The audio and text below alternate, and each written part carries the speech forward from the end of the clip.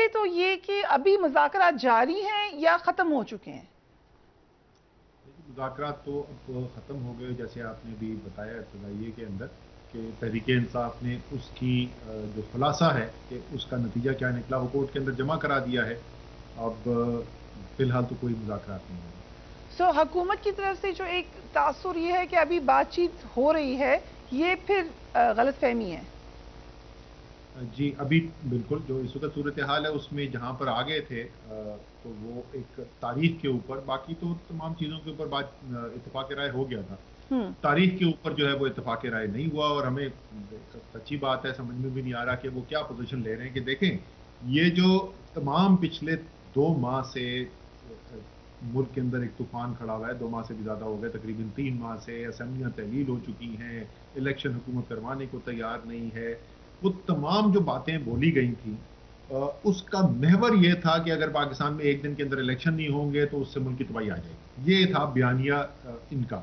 اس بیانیے کے اندر یہ کہیں بھی نہیں تھا کہ جولائی کے مہینے میں یا اگست کے مہینے میں یا جون کے مہینے میں الیکشن جو ہے وہ ایک کوئی بہتر ہوتا ہے یا خراب ہوتا ہے.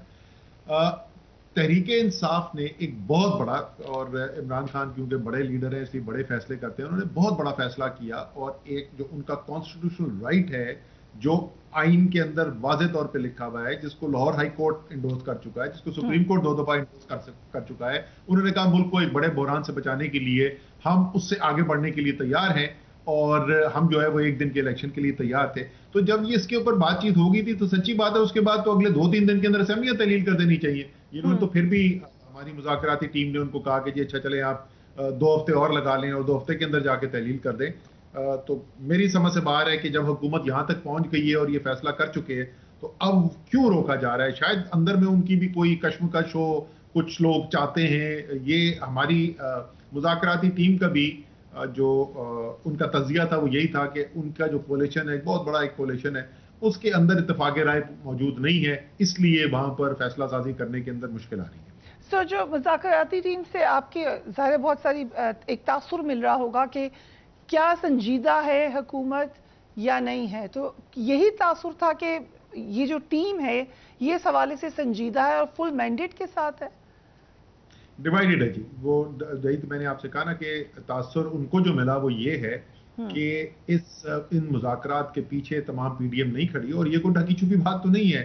آپ مریم نواز کی بیانات دیکھ لیں، آپ خواجہ آصف کی تقریریں سن لیں، اور بہت سارے لوگ ہیں جنہوں نے جو باتیں کی ہیں، تو وہ تو کوئی ڈھکی چھپی بات نہیں ہے کہ پی ڈی ایم کے اندر کوئی اتفاق رائے اس چیز کے اوپر موجود نہیں ہے. قمر زمان کارا صاحب نے یہ بات کہی کہ یہاں تک بات فائنلائز ہو گئی تھی کہ ہم کہہ رہے تھے کہ سپٹمبر کہ آپ لوگ کہہ رہے تھے سپٹمبر کا فرسٹ ویک اور وہ کہہ رہے تھے کہ سپٹمبر کا لاسٹ ویک. یہ بات ٹھیک ہے؟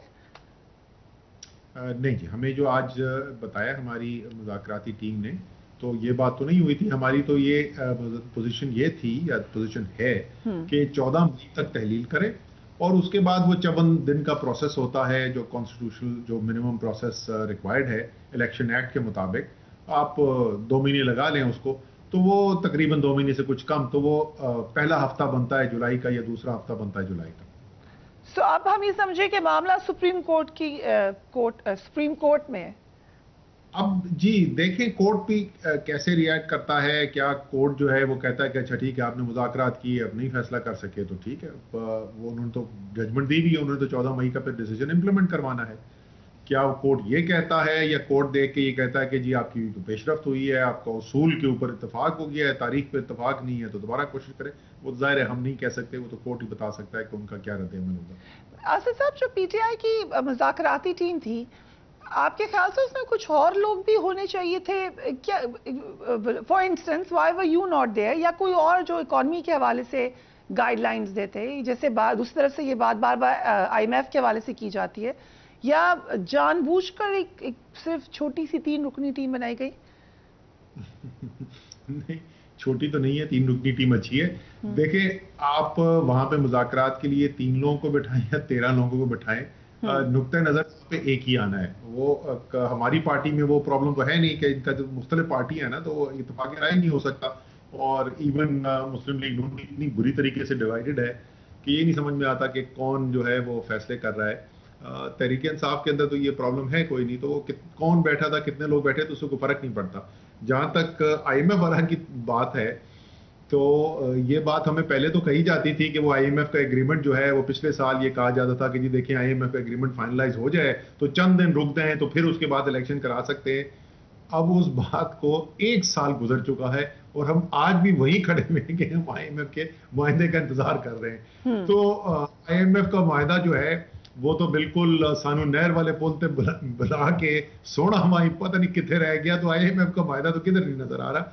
उसके इंतजार में बैठे रहे तो आपको तो आइन का सत्यानाश करना पड़ेगा अपने। हो क्या रहा है IMF से? आई एम श्योर आपके वहाँ सोर्सेज होंगे, what is exactly going on?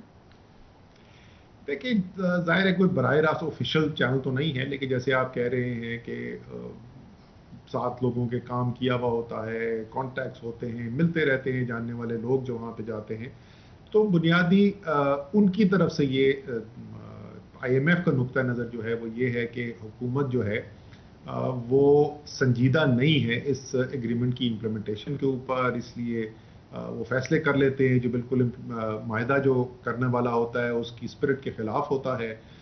फिर वहाँ पर ये भी एक बहुत बड़ा सवाल है कि ये हुकूमत जिसके टाइम ही सिर्फ चंद हफ्ते बाकी रह गए हैं, तो पूरा आइनी प्रोसेस मुकम्मल भी हो, 11 अगस्त तक भी चल जाए तो चंद हफ्ते ही बाकी बचे हुए, तो क्या एक मानी खेज मायदा हो सकता है किसी ऐसी हुकूमत से? फिर उनको ये भी नज़र आ रहा है कि मुल्क के अंदर सियासी माहौल क्या है, उनको नज़र आ रहा है कि इलेक्शन होता है फ्री एंड फेयर, तो अगली हुकूमत जो है वो तहरीक इंसाफ की बननी है, तहरीक इंसाफ टेबल पर नहीं बैठा हुआ। तो ये तमाम अनसर्टनिटीज, तमाम वजूहात हैं जिसकी वजह से IMF का एग्रीमेंट भी नहीं हो रहा। हम बेतहाशा फैसले कर भी चुके हैं IMF का एग्रीमेंट करवाने के लिए। मुल्क के अंदर हमने महंगाई की ऐसी लहर फैलाई है जो पाकिस्तान की तारीख में कभी ना किसी ने देखा ना सुना। पाकिस्तान की तारीख की सबसे बड़ी इस वक्त अफरात ज़र की महंगाई की शरह हुई भी है, कारोबार सत्यानाश हो गए हैं। अभी एक्सपोर्ट के जो नंबर्स आए हैं बरामदात के, वो तो हौलनाक नंबर है, 26% एक्सपोर्ट्स कम हुई हुई है अप्रैल में पिछले साल की निस्बत। तबाही है, जिस तरफ आप देखें इस वक्त मईशत की तबाही है। मुझे तो नहीं समझ में आता कि ये जो भी फैसले कर रहे हैं PDM में बैठे हुए, क्या उनको नहीं नजर आ रहा कि ये सिर्फ मुल्क की मईशत की तबाही और लोगों की जिंदगियां मुश्किल नहीं हो रही, इसकी वजह से उनकी सियासत तबाह बर्बाद होकर रह गई है। तो मेरी तो बिल्कुल समझ से बाहर है कि ये कौन फैसले कर रहा है उनके और कौन इनको तजवीजें दे रहा है। एक वजह जो बताई जा रही है वो मरियम नवाज ने खुद ही बताई है, वो कहती हैं कि वो तकर्रुरी का मसला है, सितंबर की तकर्रुरी का मसला है। क्या यही तासुर मिला मुज़ाकराती टीम को भी कि किसी सूरत इलेक्शन लेके जाना है नई चीफ जस्टिस के अंडर? अच्छा, ये कोई आर्मी चीफ के जो अपॉइंटमेंट करनी है प्राइम मिनिस्टर ने, वहां पे तो पता है, हमें आज पता है कि किस तारीख को काजी फाइज ईसा अगले चीफ जस्टिस पाकिस्तान के बन जाएंगे। और तो वहां पे ये क्या कि हुकूमत बदलेगी तो कोई और चीफ जस्टिस बन जाएगा। भाई चीफ जस्टिस तो उन्होंने ही बनना है, उसी तारीख को बनना है, तो उसमें तकर्रुरी का क्या सवाल है उसके अंदर आ गया। हाँ, इन लोगों की क्या हमें सुनने को मिलता है? जी बिल्कुल सुनने को मिलता है, इनकी तरफ से ये सुनने को जरूर मिलता है कि लोग जो हैं वो चाहते हैं कि काजी फाइज ईसा जो हैं वो चीफ जस्टिस ऑफ पाकिस्तान बन जाए इलेक्शन होने से पहले। लेकिन मुझे यकीन है कि काजी फाइज ईसा ने चीफ जस्टिस बनने के बाद कोई गैरहानी काम नहीं करना, तो ये पता नहीं क्या उनसे तवक्को लगा के बैठे हुए, मेरी तो मन तक इसकी समझ में नहीं आती। जो कुछ हो रहा है, there must be some method to it. अभी ख्वाजा आसिफ साहब की तकरीर आपने सुनी होगी, एक दफा फिर आपको उसकी कुछ स्टेटमेंट सुनाते हैं, लेट्स वॉच दैट।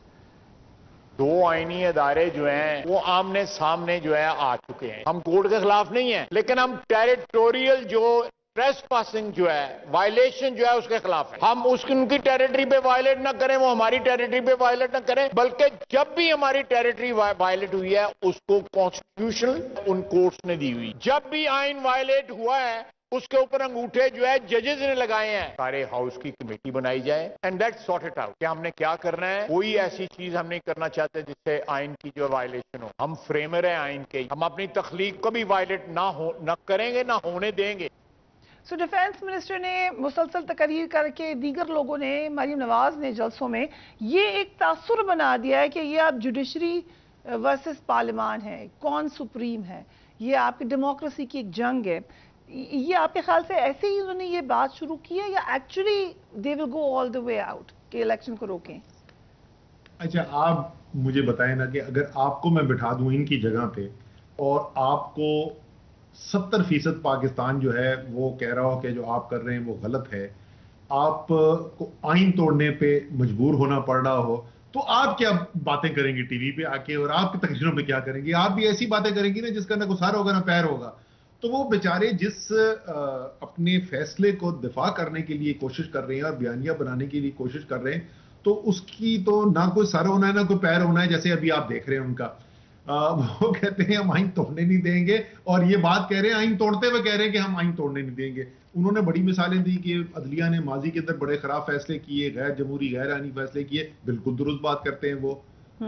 لیکن میرے بھائی اس کا کیا تعلق ہے جو اس وقت فیصلہ ہو رہا ہے؟